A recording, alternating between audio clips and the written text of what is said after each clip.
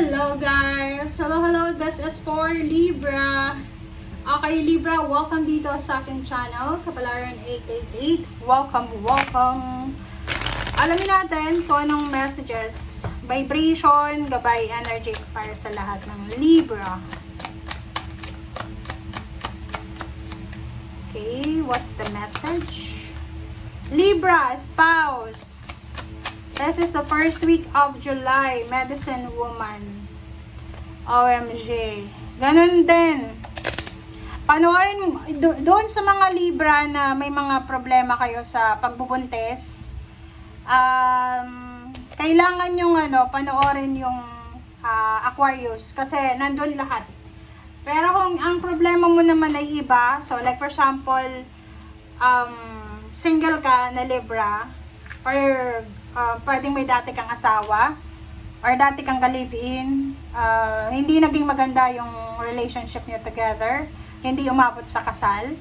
So kung gusto mong magkaroon ng another relationship, ng new relationship, kailangan mo daw na ipag-pray na sana yung susunod na love life mo ay pakakasalan ka or kumbaga magiging siyang healer para sa mga pain and heartaches mo, 'di ba? Kasi mahirap yung kasama mo sa bahay tapos magulo, 'di ba? Okay, so dito sa barahang to, maybe there's a couple here, mag-asawa to na Libra. Pwedeng ikaw to or yung person mo, kailangan nyo ng healing. Okay? Kailangan nyo ng doktor. Kailangan nyo ng healing. Or pwedeng yung asawa mo ay doktor. Kailangan mo ng oras, parang ganon. Kung yung asawa mo doktor, nurse, parang ganon, siguro kulang siya sa oras sa'yo. So, nagmamanifest ka na sana bigyan ka ng oras sa linggong ito. Alright.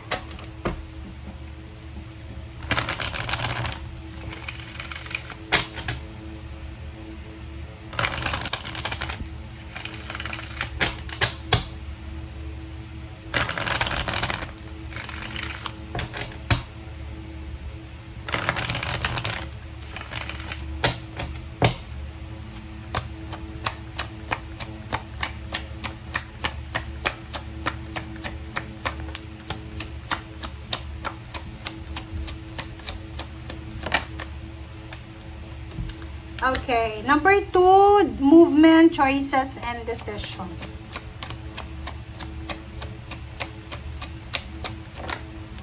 Okay, heartache and loss. Nakikita ko dito, yun. So,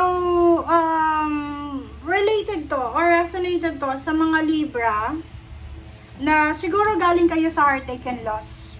Like, halimbawa, galing kayo sa heartbreak or galing kayo sa relationship na hindi nag-work. Kasi pwedeng yun, hiniwalayan ka or nakipaghiwalay ka. So ngayon, medyo nahihirapan ka kung mag-move on ka ba, nahihirapan kang magdesisyon. Lalo na kung may nag-o-offer sa'yo ng love life or may nag-o-offer sa'yo ng tulong, parang ganon. So medyo hirap ka ngayon magdesisyon sa linggong ito.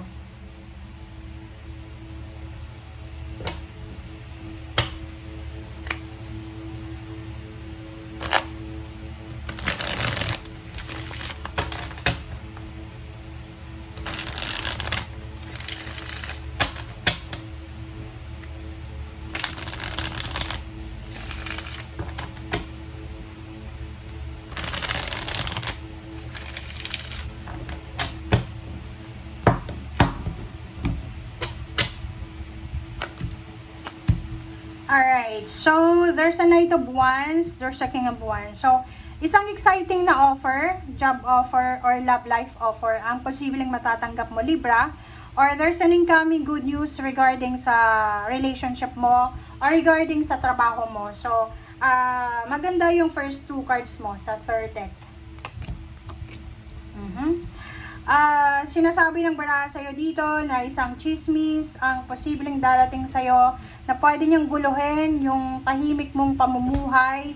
Isang balita na chismis ang posibleng matatanggap mo na pwedeng maging kumbaga magkaroon ng epekto yung pagtulog mo, yung pag-iisip mo. So kaya nga umiwas kayo sa chismis. Posibleng yung kapartner mo, asawa, ka-live-in, karelasyon, posibleng siya ay magkakaroon ng maraming pera sa linggong ito. So, pwedeng manalo siya sa mga patimpalak, pa-contest, or kung ano pa man. Pero hindi natin ini-encourage siyang lahat na magsugal. Pero ito, pwedeng sugal siya. Okay, sabong sugal. Nakikita ko sa'yo dito, you're planning to travel ba? So, kung nagpaplano kang mangibang bansa, lumipat ng bahay, lumipat ng tirahan, lumipat ng trabaho, nakikita ko sa'yo ngayon, busy ka sa linggong ito sa pagre-research, pagtatanong-tanong sa mga agencies or sa mga tao, sa mga companies na pwedeng makatulong sa'yo para makapag-travel ka ng legal. Yung iba sa inyo, parang ganun din, halimbawa na naghahanap ka ng ibang tirahan. So, yung mga bagong tirahan na gusto niyang tirahan, sinasabi dito na, naghahanap ka ng bagong marirentahan, parang gano'n. Wheel of Fortune in the Lover. So, sa love life nyo, maraming magbabago. So, bagong routine, bagong schedule, mga, halimbawa kung dati mong karelasyon ay masyadong, parang malamig yung trato sa'yo ngayon, pwedeng magbago na yan, malambing na siya, or ano pa man. Ace of Wands, wow, isang exciting, isang unpredictable na balita, communication, chismis ang matatanggap mo from your past. So, yung mga taong nanakit sa'yo, yung mga taong naging parte ng past mo, yung mga taong ito ay posibleng magkakaroon ulit kayo ng communication. Okay. Nakikita ko sa'yo dito, isang water sign, Pisces, Scorpion, Cancer, ang posibleng makakatulong sa'yo or posibleng hihingan mo ng tulong. Pero yung iba sa inyo dito, siguro pwedeng breadwinner ka, Libra, or isa kang parent, pwedeng yung anak mo tapos na sa pag-aaral. So, nakikita ko sa'yo na medyo libre ka na sa paggagastos or sa pagtulong. Naghahanap ka ng information. May iba sa inyo dito na yun, siguro hindi kayo masaya sa kasalukuyan yung trabaho. Kung hindi kayo masaya sa kasalukuyan yung trabaho, sinasabi ng bara sa inyo dito na posibleng ngayong linggo ay gugugulin mo yung sarili mo, yung oras mo para maghanap ng trabaho, mag-chat, magtanong sa mga kakilala mo. Aside from that, nakikita ko sa iyo dito na kung may mga kailangan kayong tulong, siguro maghahanap kayo ng mga tao, magre-reach out kayo. Yun ang nakikita ko. Pwedeng sa cellphone, sa messenger, sa lahat ng social media accounts, yun yung gagamitin nyo para mag-reach out sa mga taong hihingan nyo ng tulong or kung ano pa man.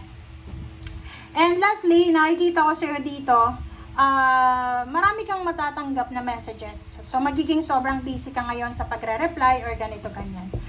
Thank you guys for watching. Bye!